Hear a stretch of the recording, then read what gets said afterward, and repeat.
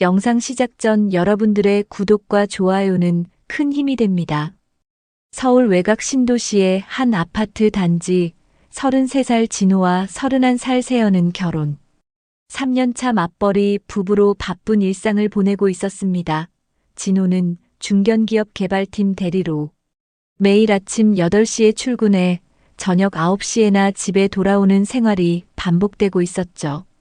세연 역시 중소기업 마케팅팀 과장으로 일하며 진호 못지않게 바쁘게 지내고 있었습니다. 두 사람은 대학교 동아리에서 만나 5년간 연애한 끝에 결혼했습니다. 신혼 초기에는 서로에 대한 애정이 깊었지만 최근에는 각자 일에 매몰되어 대화 시간이 현저히 줄어들고 있었죠. 주말에도 진호는 회사 업무를 집으로 가져와 처리하거나 동료들과 골프를 치러 나가는 경우가 많았고, 세연은 친구들과 만나거나 혼자 쇼핑을 하며 시간을 보내곤 했습니다. 아직 아이가 없는 두 사람의 최대 목표는 내 집 마련이었습니다. 현재 살고 있는 아파트는 전세로 얻은 곳이었고, 둘 다 열심히 저축해서 몇 년 내에는 집을 사고 싶어 했죠. 그래서 외식을 줄이고, 여행도 최소한으로만 다니며 절약에 힘쓰고 있었습니다. 가끔 세연이 비싼 화장품이나 옷을 사고 싶어 하면 진호는 집 사는 걸 우선 생각해야 한다며 만류하곤 했습니다. 최근 몇 달 사이 두 사람 사이에는 미묘한 변화가 생기기 시작했습니다. 세연은 이전보다 늦게 퇴근하는 날이 늘어났고 집에 와서도 피곤하다며 일찍 잠자리에 들곤 했죠. 부부관계도 예전보다 현저히 줄어들었는데 세연이 먼저 거부하는 경우가 많았습니다. 진호는 처음에는 세연이 회사 일로 스트레스를 받고 있어서 그러는 줄로만 생각했습니다. 세연의 핸드폰 사용 패턴도 달라졌습니다. 예전에는 집에서 핸드폰을 아무렇게나 두고 다녔는데 최근에는 화장실에 갈 때도 들고 가고 잠들 때도 베개 밑에 숨겨두곤 했죠. 가끔 메시지가 오면 화면을 진호에게 보이지 않으려고 서둘러 확인하는 모습도 자주 보였습니다. 진호는 이런 변화들을 감지하면서도 세연을 의심하지는 않았습니다. 결혼 3년째를 맞아 서로 익숙해진 탓에 생긴 자연스러운 변화라고 생각했죠. 더욱이 세연은 평소 성실하고 책임감 있는 성격이었기 때문에 다른 남자와 연결될 거라는 생각은 전혀 하지 않고 있었습니다.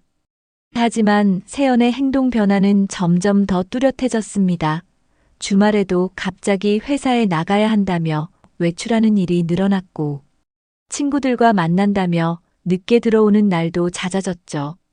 진호가 함께 가자고 하면 여자들끼리만 만나는 자리라며 정중하게 거절했습니다.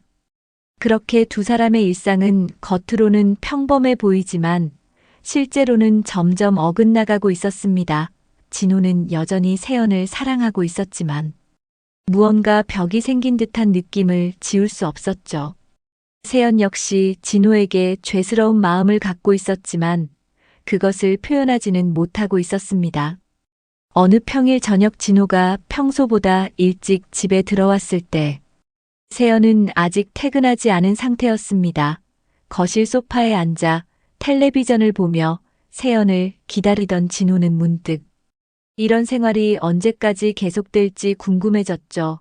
두 사람 모두 바쁜 일상에 쫓겨 정작 중요한 것들을 놓치고 있는 건 아닌지 하는 생각이 들었습니다. 어느 수요일 밤 11시가 넘어서 진호는 급한 업무 때문에 집에서 야근을 해야 하는 상황에 처했습니다. 회사 서버에 문제가 생겨 VPN 접속이 불안정해졌고 내일 아침까지 반드시 완료해야 하는 프로젝트 문서가 있었죠. 평소 같으면 자신의 노트북으로 작업했겠지만 며칠 전부터 화면에 선이 나타나며 제대로 작동하지 않는 상태였습니다. 세연은 이미 잠들어 있었고 진호는 최대한 조용히 세연이 평소 사용하는 노트북을 가져왔습니다. 은색 맥북으로. 세연이 회사 업무와 개인적인 용도로 함께 쓰는 것이었죠. 노트북을 켜자 비밀번호 입력 화면이 나타났는데 진호는 세연의 생년월일을 입력해봤지만 맞지 않았습니다. 두 번째로 시도한 것은 두 사람의 결혼 기념일이었습니다. 역시 틀렸죠. 세 번째로 세연이 기르던 반려견 이름을 입력하자. 드디어 잠금이 해제되었습니다. 바탕화면에는 세연이 좋아하는 해외 여행지 사진이 배경으로 설정되어 있었고 각종 업무용 프로그램들이 정렬되어 있었습니다. 진호는 급히 인터넷 브라우저를 열어 회사 업무 시스템에 접속하려 했습니다. 그런데 브라우저를 열 때 실수로 바탕화면의 다른 영역을 클릭하게 되었고 그 순간 숨겨져 있던 폴더 하나가 눈에 띄었죠. 폴더명은 간단히 점 하나로만 되어 있어서 거의 보이지 않을 정도였습니다. 처음에는 별 의미 없이 지나칠 뻔했지만 왠지 모르게 궁금함이 생겼습니다. 세연이 왜 이런 식으로 폴더를 숨겨놓았을까 하는 생각이 들었죠. 진호는 잠시 망설이다가 폴더를 더블 클릭해서 열어보기로 했습니다. 부부 사이에 비밀이 있을 리 없다고 생각했기 때문입니다. 폴더가 열리자 진호의 눈에 믿기 어려운 광경이 펼쳐졌습니다.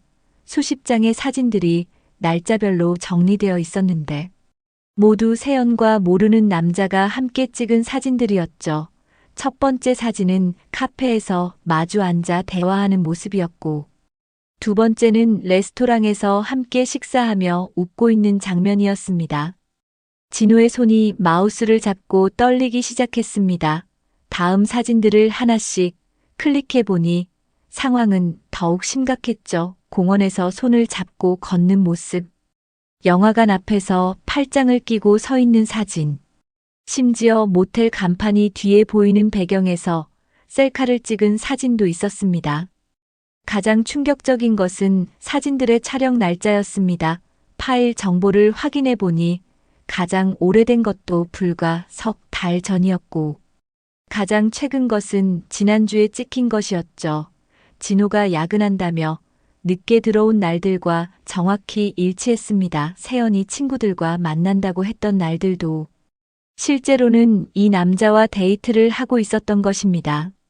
진호는 사진 속 남자를 자세히 살펴봤습니다. 키가 크고 마른 체형에 둥근 안경을 쓴 모습으로 보아 30대 초반 정도로 보였죠. 세연보다 몇 살 어려 보이는 외모였습니다. 옷차림도 깔끔하고 세련되어 보여 어느 정도 사회적 지위가 있는 사람 같았습니다.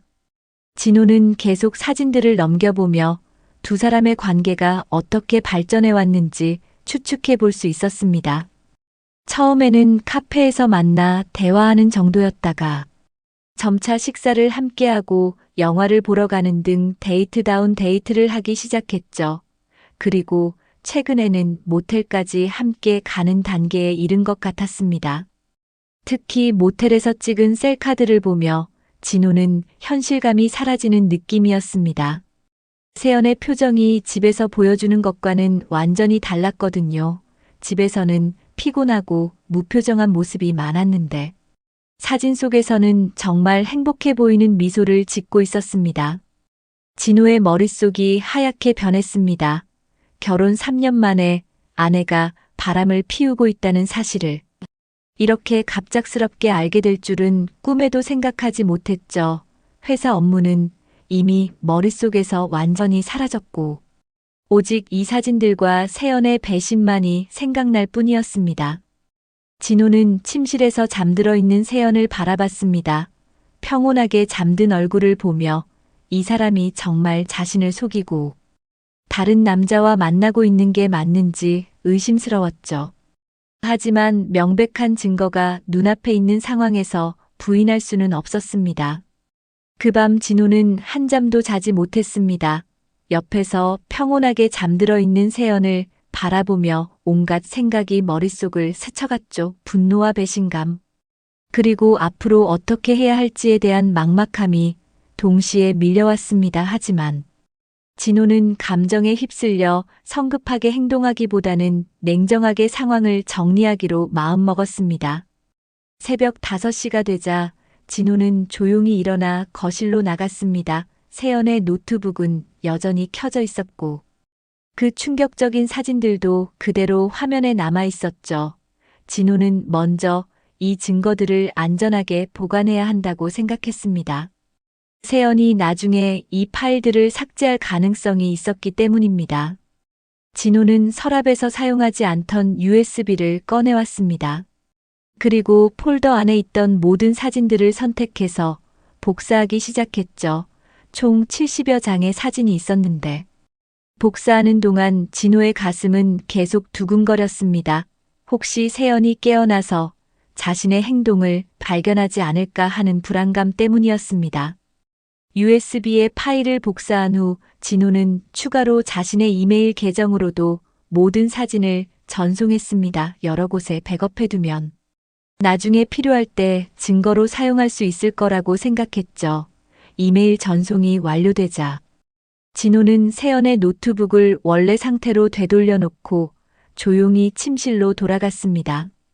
그날 아침 세연은 평소와 다름없이 일어나 출근 준비를 했습니다. 진호와 간단히 인사를 나누고 회사로 향하는 모습도 전혀 어색하지 않았죠. 하지만 진호의 눈에는 세연의 모든 행동이 연기처럼 보였습니다. 아무것도 모르는 척하며 자연스럽게 행동하는 세연을 보며 진호는 다시 한번 충격을 받았습니다. 회사에 출근한 진호는 업무에 전혀 집중할 수 없었습니다. 동료들과 대화를 나누면서도 계속 세연과 그 남자의 사진들이 떠올랐죠. 점심시간에는 혼자 사무실에 남아 인터넷으로 탐정 사무소를 검색해보기 시작했습니다. 이런 일을 전문적으로 조사해주는 곳이 필요하다고 판단했기 때문입니다. 여러 탐정 사무소의 홈페이지를 비교해본 결과 강남에 위치한 한 곳이 가장 신뢰할 만해 보였습니다.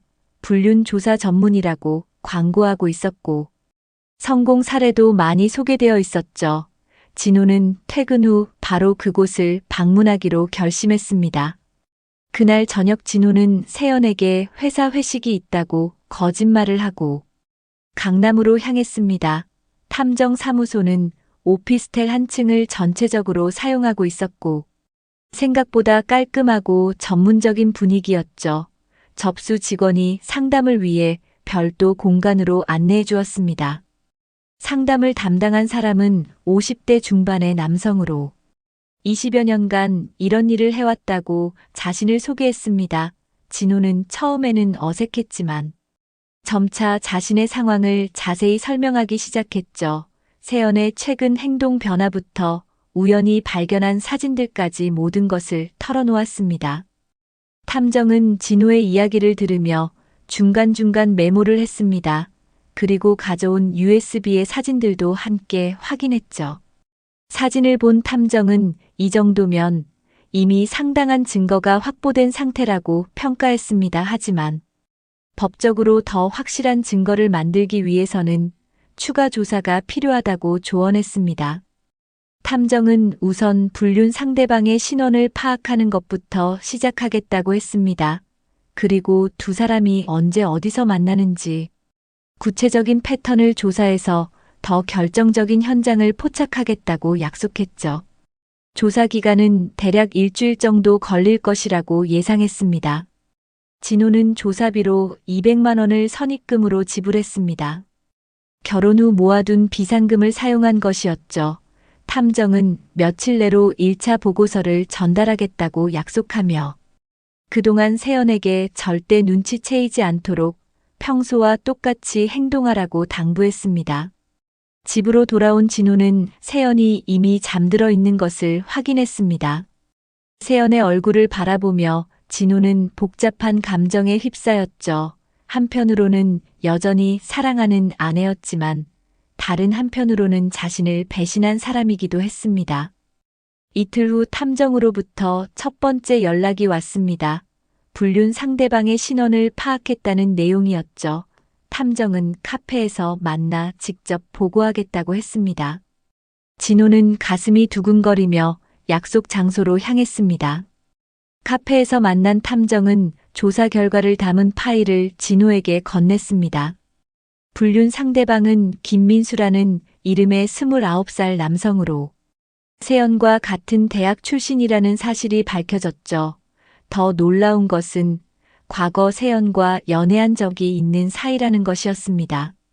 탐정의 설명에 따르면 김민수는 현재 광고회사에 다니고 있었고 세연과는 몇 달 전 대학 동창회에서 다시 만나게 되었다고 했습니다. 그 이후로 둘의 관계가 발전하기 시작한 것으로 보인다는 분석이었죠. 진호는 이 소식을 들으며 온몸에 소름이 돋는 것을 느꼈습니다. 탐정의 첫 번째 보고를 받은 진호는 며칠 후 두 번째 연락을 기다리고 있었습니다. 그 사이 세연의 일거수일투족을 관찰해 보니 평소 알아차리지 못했던 수상한 점들이 더욱 선명하게 보이기 시작했죠. 세연이 화장을 평소보다 진하게 하고 나가는 날이 늘어났고 새로 산 옷들을 입고 외출하는 빈도도 잦아졌습니다. 일주일 후 탐정으로부터 두 번째 보고서를 받게 되었습니다. 이번에는 더욱 구체적이고 충격적인 내용들이 담겨 있었죠. 탐정이 확보한 자료에 따르면 세연과 김민수는 주로 평일 점심시간에 만나고 있었습니다. 세연이 회사에서 점심시간을 이용해 외출한다고 하고는 실제로는 강남역 인근 카페에서 김민수와 만나고 있었던 것입니다. 탐정이 촬영한 사진들을 보면서 진호는 다시 한번 현실을 받아들이기 어려웠습니다. 강남역 스타벅스에서 마주 앉아 다정하게 대화하는 모습부터 시작해서 근처 레스토랑에서 손을 잡고 식사하는 장면까지 모든 것이 선명하게 담겨 있었죠. 더욱 충격적인 것은 호텔가 뒷골목에서 포옹하며 키스하는 모습까지 포착된 것이었습니다. 가장 결정적인 증거는 블랙박스 영상이었습니다. 탐정이 김민수의 차량을 추적하면서 촬영한 것으로 세연이 김민수의 차에 타는 장면이 생생하게 기록되어 있었죠. 그리고 두 사람이 함께 모텔에 들어가는 모습까지 담겨 있었습니다. 진호는 그 영상을 보며 온몸이 떨리는 것을 억제할 수 없었습니다. 탐정은 추가로 김민수의 개인정보도 더 자세히 조사해 왔습니다. 김민수는 유명 광고 회사에서 크리에이티브 디렉터로 일하고 있었고 세연보다 2살 어린 29살이었죠. 대학 시절 세연과 1년 정도 연애했던 사이로 당시에는 세연이 먼저 이별을 통보했다고 했습니다. 하지만 김민수는 계속 세연을 잊지 못하고 있었던 것 같다는 분석이었습니다. 탐정의 보고에 따르면 두 사람의 만남은 지금까지 총 12회 정도 확인되었습니다. 처음에는 카페에서 만나 대화하는 정도였지만 점차 식사를 함께하고 쇼핑을 같이 하는 등 연인 관계로 발전해 갔죠. 그리고 최근 한 달 사이에는 3번 정도 모텔을 함께 이용한 것으로 파악되었습니다.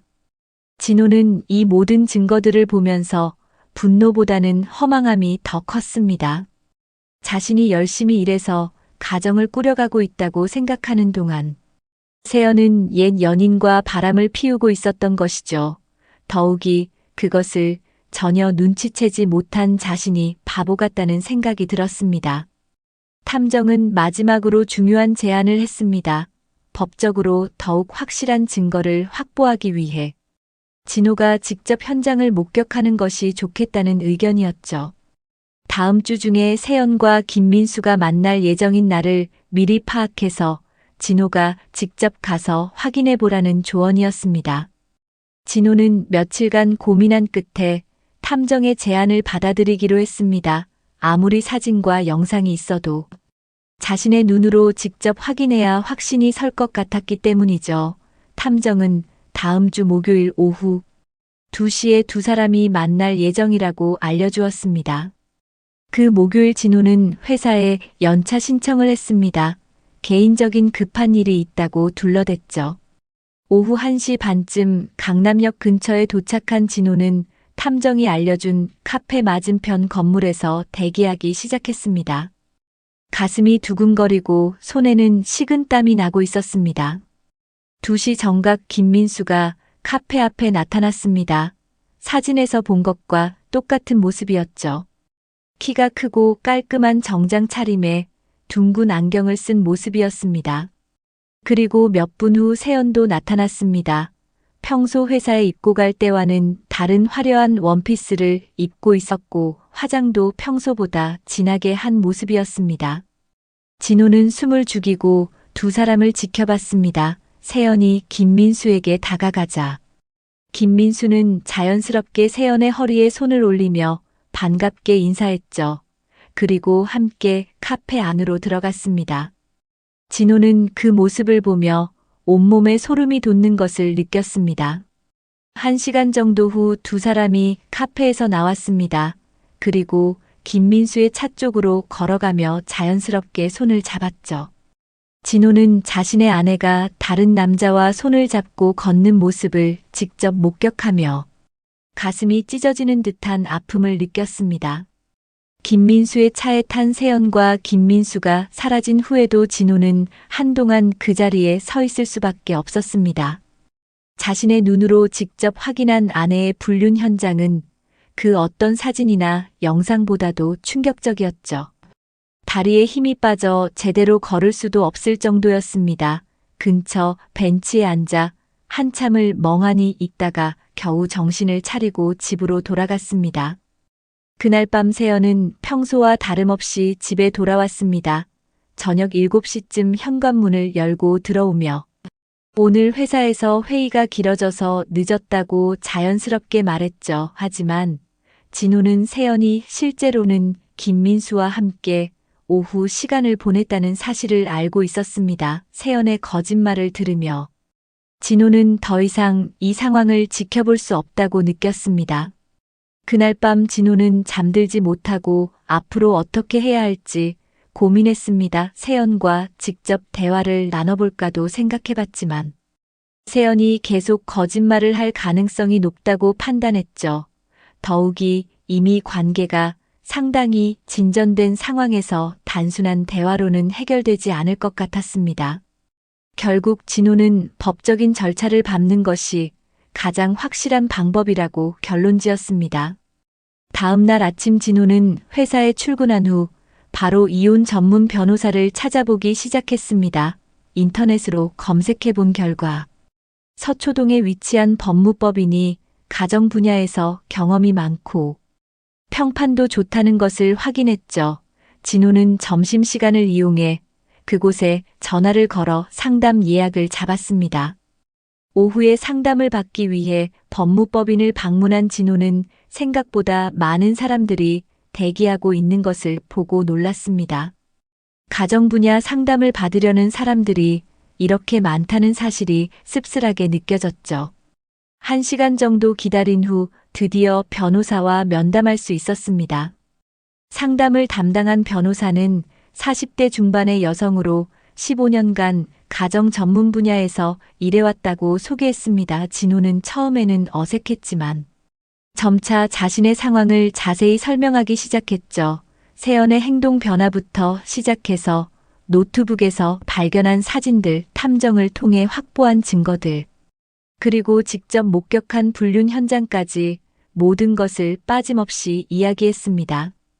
변호사는 진호가 가져온 USB의 사진들과 탐정 보고서를 꼼꼼히 검토했습니다. 그리고 이 정도 증거면 법정에서 충분히 인정받을 수 있다고 평가했죠. 특히 탐정이 촬영한 블랙박스 영상과 모텔 출입 장면은 결정적인 증거가 될 것이라고 설명했습니다. 진호는 그 말을 들으며 안도감과 동시에 씁쓸함을 느꼈습니다. 변호사는 추가로 상간소송에 대해서도 조언해 주었습니다.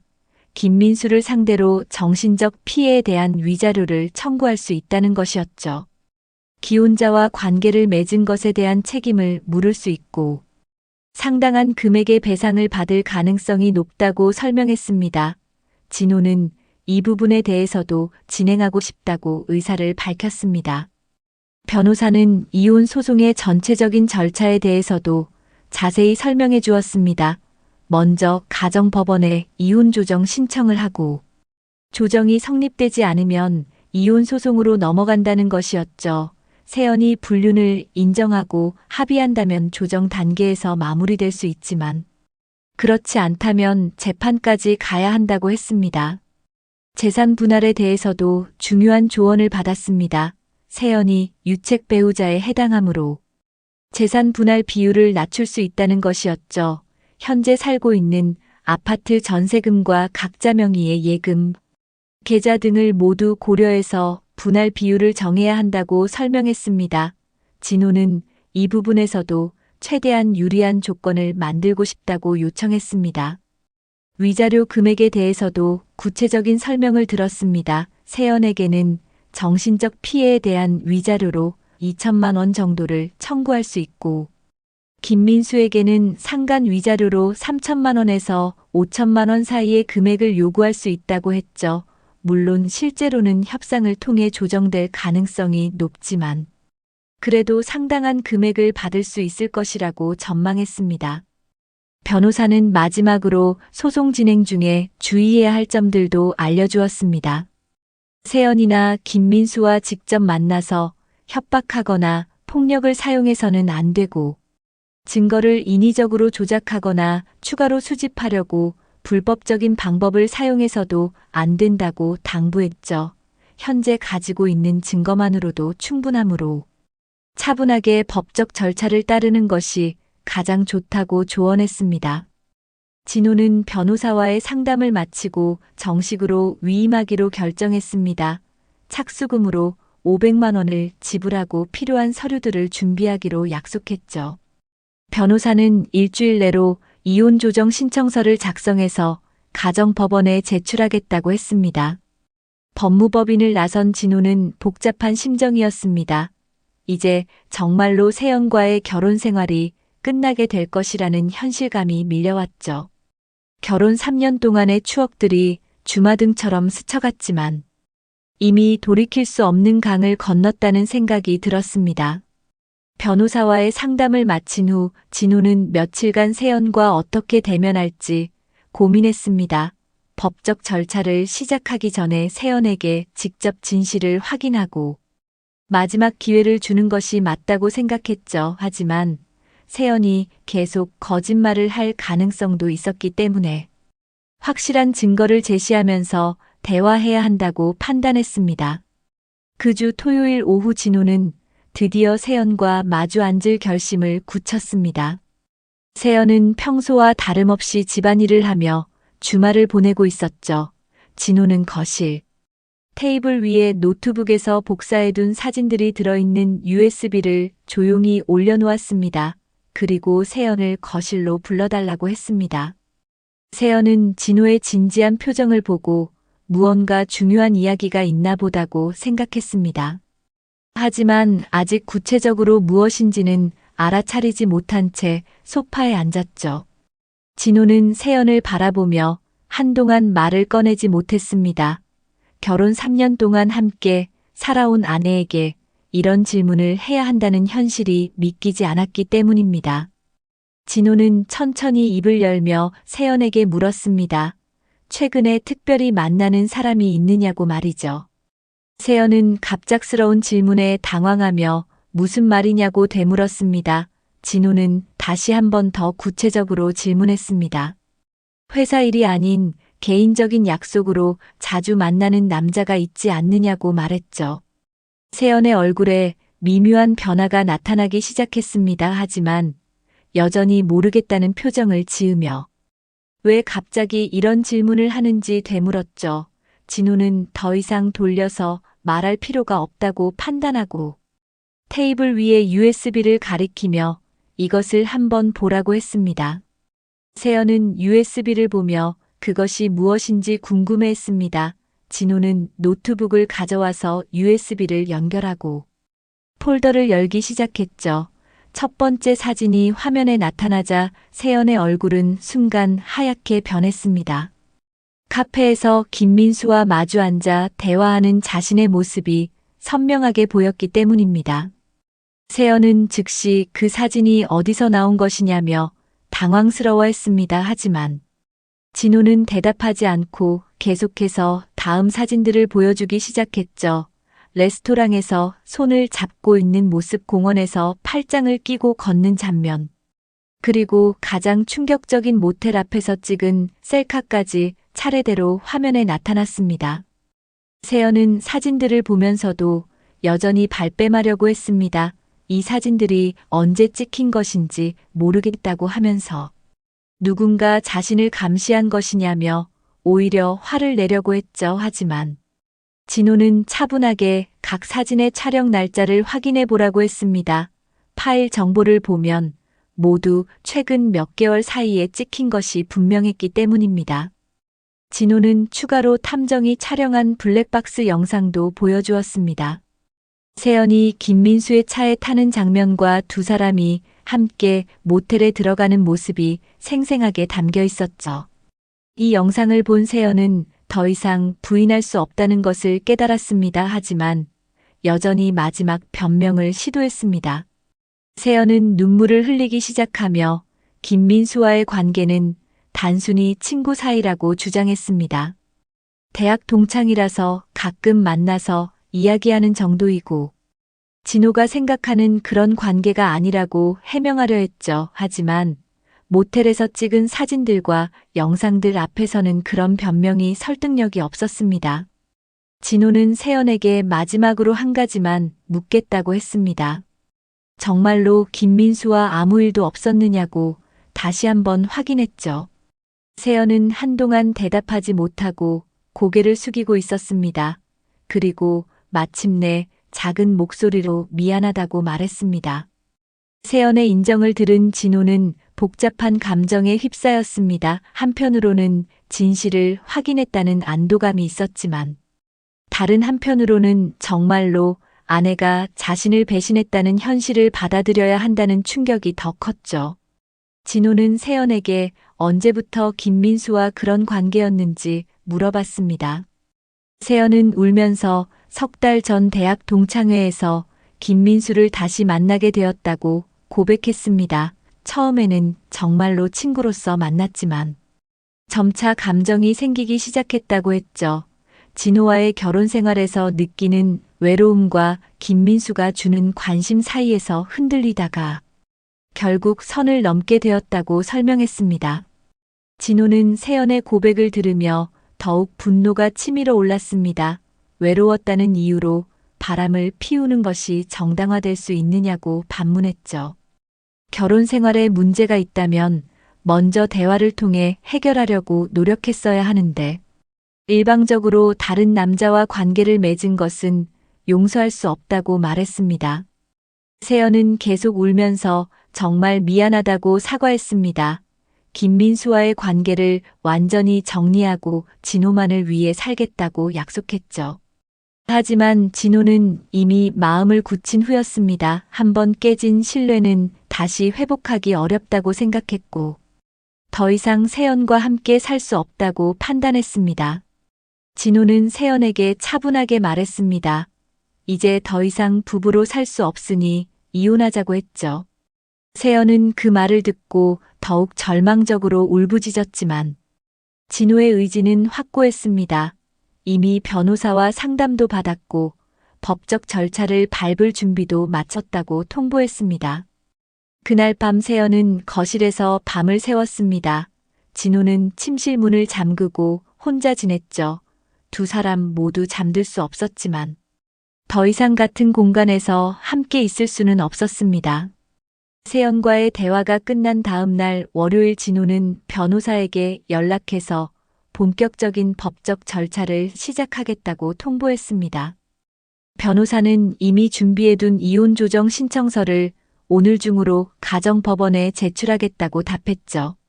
동시에 김민수를 상대로 한 상간 위자료 청구 소송도 함께 진행하기로 확정했습니다.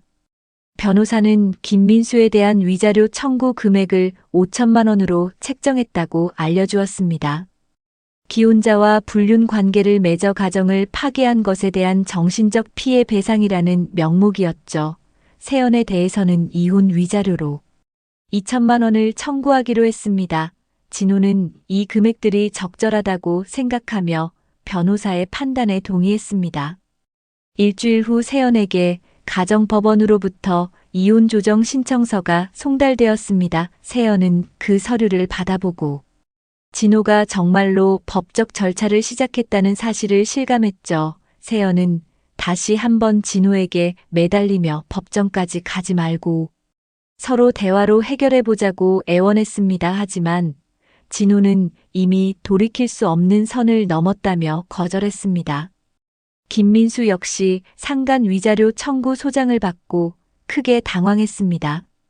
처음에는 자신이 왜 소송을 당해야 하는지 이해하지 못한다는 반응을 보였죠. 김민수는 급하게 변호사를 선임해서 대응하기 시작했습니다. 김민수의 변호사는 우선 혐의를 부인하며 증거가 불충분하다고 주장했습니다. 하지만 진호 측에서 제출한 증거들은 너무나 명백했습니다. 탐정이 촬영한 사진들과 동영상들, 그리고 모텔 출입 기록까지 모든 것이 김민수와 세연의 불륜 관계를 입증하고 있었죠. 김민수의 변호사도 이런 증거들 앞에서는 더 이상 부인하기 어렵다는 판단을 내렸습니다. 첫 번째 이혼 조정 기일이 열렸을 때 진호와 세연은 가정법원에서 마주 앉았습니다. 조정위원은 두 사람의 이야기를 각각 들어본 후 화해 가능성을 타진해 보았죠. 하지만 진호는 단호하게 이혼 의사를 밝혔고 세연은 울면서 용서해달라고 호소했습니다. 결국 첫 번째 조정은 결렬되었습니다. 김민수의 상간 소송 첫 재판이 열리는 날 김민수는 법정에서 자신의 입장을 해명하려고 했습니다. 세연과의 관계는 진정한 사랑이었다고 주장하며 단순히 육체적 관계만이 아니었다고 변명했죠. 하지만 재판부는 그런 주장을 받아들이지 않았습니다. 기혼자와 관계를 맺은 것 자체가 문제라고 지적했습니다. 재판이 진행되면서 김민수 측은 점점 불리한 상황에 몰렸습니다. 증거가 너무 명백했을 뿐만 아니라 김민수가 세연의 기혼 사실을 명확히 알고 있었다는 점도 불리하게 작용했죠. 더욱이 김민수가 대학 시절 세연과 연애했던 사이라는 사실까지 밝혀지면서 고의성이 더욱 부각되었습니다. 두 번째 이혼 조정에서도 합의는 이루어지지 않았습니다. 세연은 여전히 용서를 구하며 다시 시작해보자고 했지만 진호는 신뢰가 깨진 관계는 회복될 수 없다고 답했죠. 조정위원도 더 이상 화해 가능성이 없다고 판단하고 조정 불성립을 선언했습니다. 이제 본격적인 이혼 소송 단계로 넘어가게 되었습니다.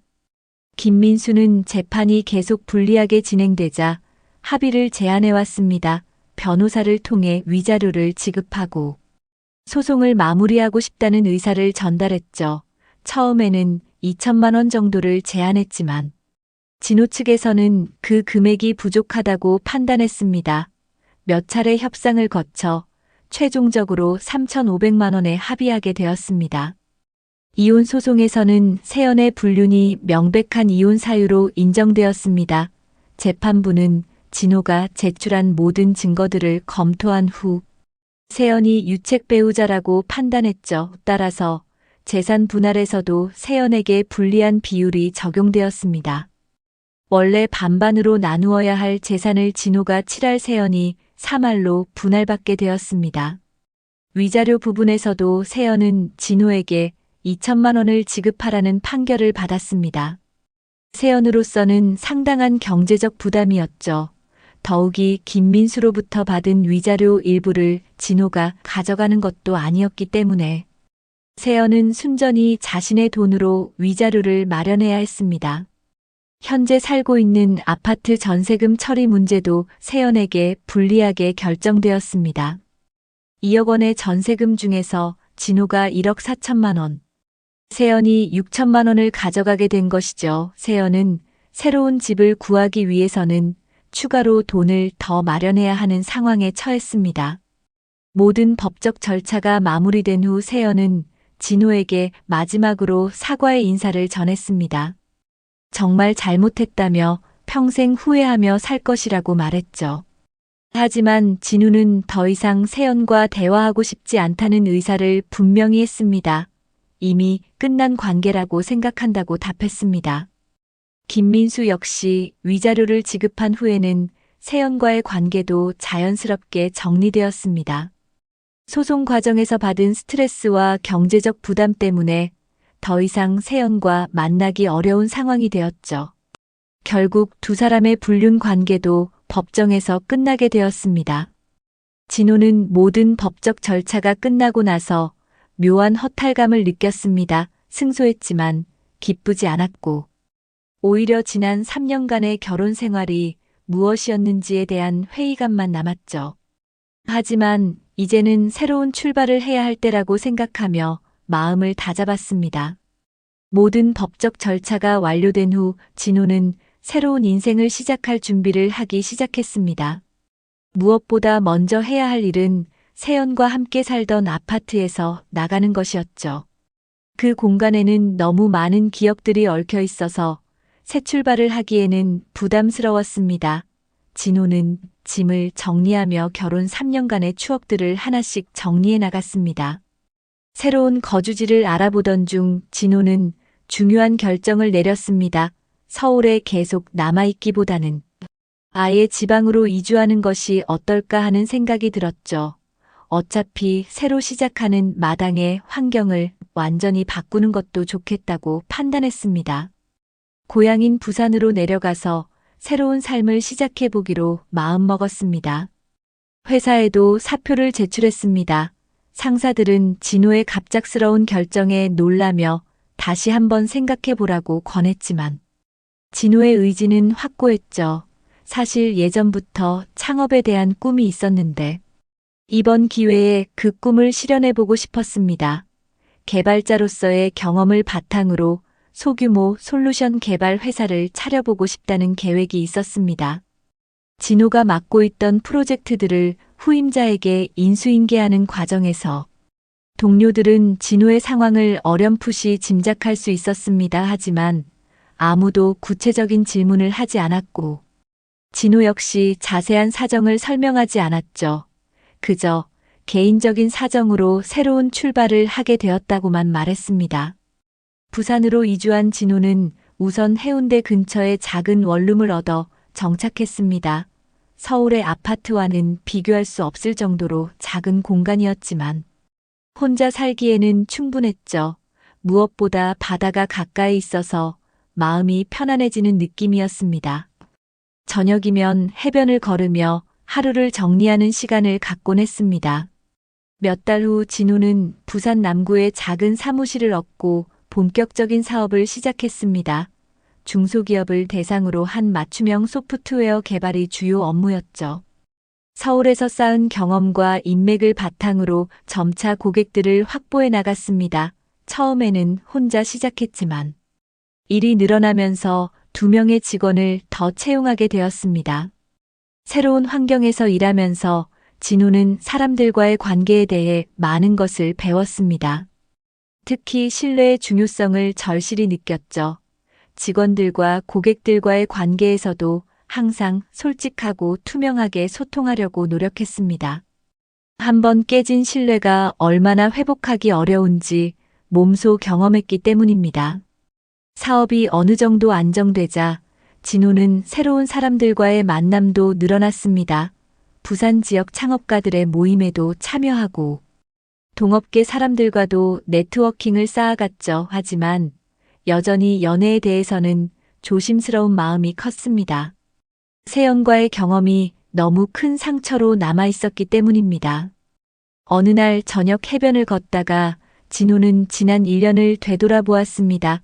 세연의 불륜을 발견했던 그날 밤부터 시작해서 법정 다툼을 거쳐 지금까지의 여정이 주마등처럼 스쳐갔죠. 힘들고 고통스러운 시간이었지만 그 과정에서 많은 것을 배웠다는 생각이 들었습니다. 가장 큰 깨달음은 사람을 보는 눈을 키우는 것의 중요성이었습니다. 세연의 변화를 미리 감지했다면 이런 일까지 가지 않았을 수도 있겠다는 생각이 들었죠. 앞으로는 상대방의 말뿐만 아니라 행동도 더 세심하게 관찰해야겠다고 다짐했습니다. 무엇보다 진호는 다시는 같은 실수를 반복하지 않겠다고 다짐했습니다. 만약 앞으로 새로운 사람과 만나게 된다면 서로에 대한 신뢰를 바탕으로 한 건강한 관계를 만들어가고 싶었죠.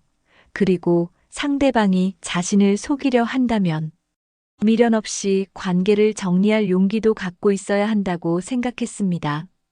사업도 점점 성장하고 있었습니다. 첫 해에는 간신히 운영비를 충당하는 수준이었지만 이제는 어느 정도 수익도 나고 있었죠.